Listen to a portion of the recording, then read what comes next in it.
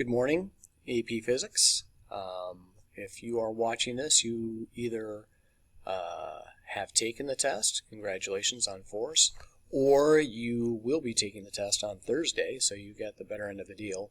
One thing I don't like to do, is, especially if you're in the B cohort or distance, is I don't like starting new chapters until we've completely put the other one in the trash, but we have to work our way around that this year. But it works pretty well because momentum is actually a good link to the chapter on force. We can't solve momentum without having had force in order to help us out. We're actually doing things a little bit out of order. Normally we do work and energy before momentum, but because of our timing this year during our hybrid model, we're a little bit behind, and I need to sneak this little chapter in before the quarter ends so we can start with work and energy next chapter. So that's going to be why we are doing it this way. So if we're talking about momentum, one thing I want you to think about is you guys intuitively know what momentum is, okay? And this will give you some sense of it. This is a bullet train here, and this bullet train has a lot of momentum. It's traveling at 575 kilometers per hour. It's got a lot of momentum, as you can see. So you guys kind of have a hint here about what we're going to be talking about.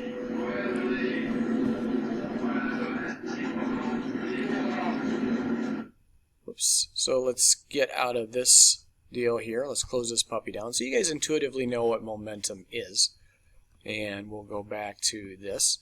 So momentum, if I've got carts here that are going to kind of slam at each other, momentum is going to be mass times velocity. That right there is going to be a new toolbox equation for it. Now, it might seem odd that we don't use M for momentum, that we use this letter P for it, but M's already been taken by mass, so we have to use P for momentum in this case. And you can see that momentum is mass times velocity. So for this red car, we've got a momentum of this mass times this velocity. That's going to be its momentum. For the blue cart, we've got this mass times this velocity. That's going to be that momentum. Now we could, since they're going different directions, we'd probably have to treat that as a vector. So just kind of be aware of that. Now since momentum is mass times velocity, we're going to measure it in kilogram meters per second. It'd be nice if we had a nice name for it, like the word Newton for force, but we just call it a kilogram meter per second. Now, one thing we're going to be confused by is we're going to start talking about kinetic energy, and kinetic energy is very closely related to momentum, but there are some differences which we'll discuss. So if I have momentum here, that's going to be what I'm going to be working with.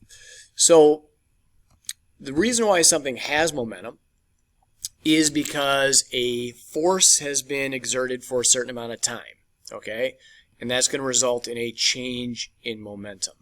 So we call this, so here I have force, which is mass times acceleration. And I know that acceleration times time equals velocity. Okay, that's an old toolbox equation. So if that's the case, I have mass times velocity, which we know is momentum. But if force is ma, then force times time is going to be my change in momentum. If I apply a force for a certain amount of time, that's going to equal a change in momentum there. You can kind of pause that and kind of see how that derivation works out. We call this change in momentum, we give that a certain name, okay? We call that the impulse. And we represent that by the letter I. So I equals force times time.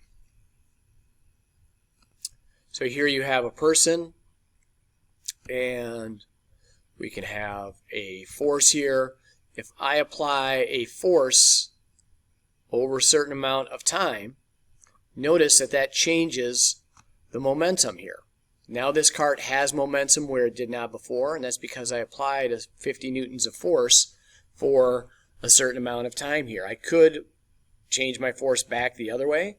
If I apply 71 newtons of force, It's going to change that momentum. Force times time is going to result in a change in momentum. So there you can see that kind of play out. So one way to think about this, if a change in momentum is going to equal, let me just kind of flesh this out here, force times time. Let's get a blue pen here, which equals what we call the impulse.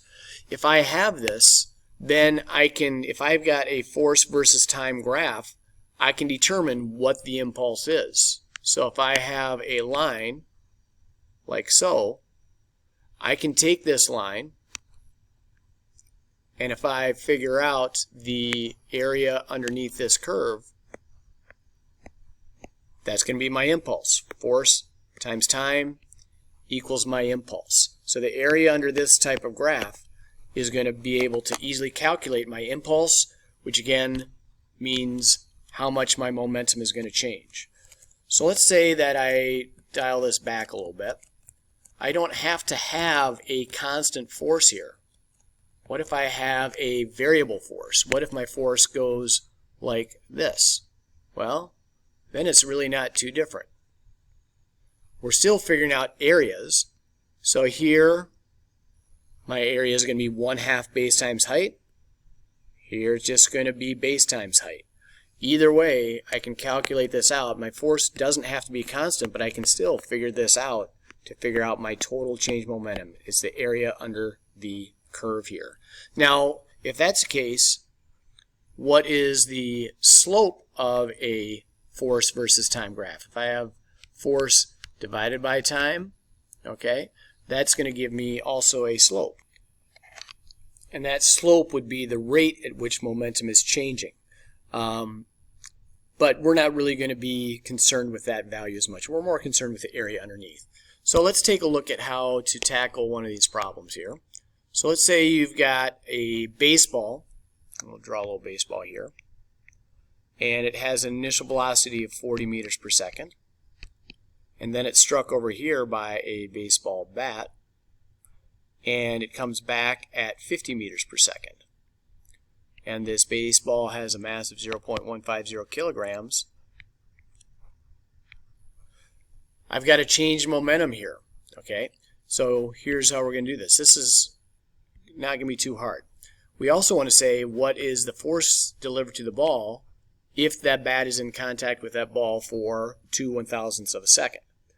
Okay, so here's what they're giving us: the mass of the baseball, the first velocity, and I'm just signing this differently just to indicate that it's going in a different direction. That's why I indicated a -50 there, because they are going in different directions.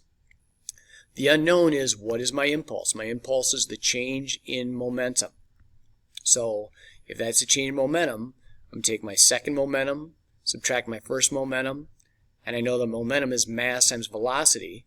So it's still the same baseball times velocity of the second one, divide or subtract the velocity of the first one. So my impulse, mass of the baseball, flesh it out.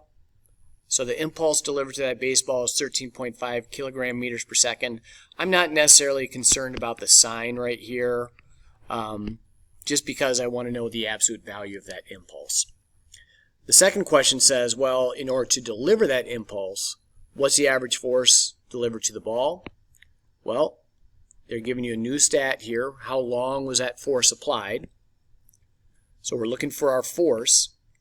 Since impulse is force times time, if I'm looking for force by itself, it's going to be my impulse divided by time. I'm just rearranging algebraically what's going on there.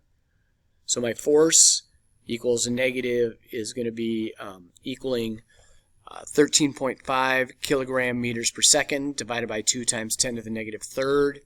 And we are going to see that the force delivered to this baseball was 6,750 newtons. So you've got two new toolbox equations, P equals mv and I equals ft. Okay, so impulse is my change in momentum, and so I can see that my change in mv equals I equals ft. Okay, so we're going to use this idea and use the idea related graphing. I want you to read those pages and try those problems. And then you guys are going to be testing on Thursday. We'll be doing some work with momentum tomorrow at a distance. Hope you guys have a great day.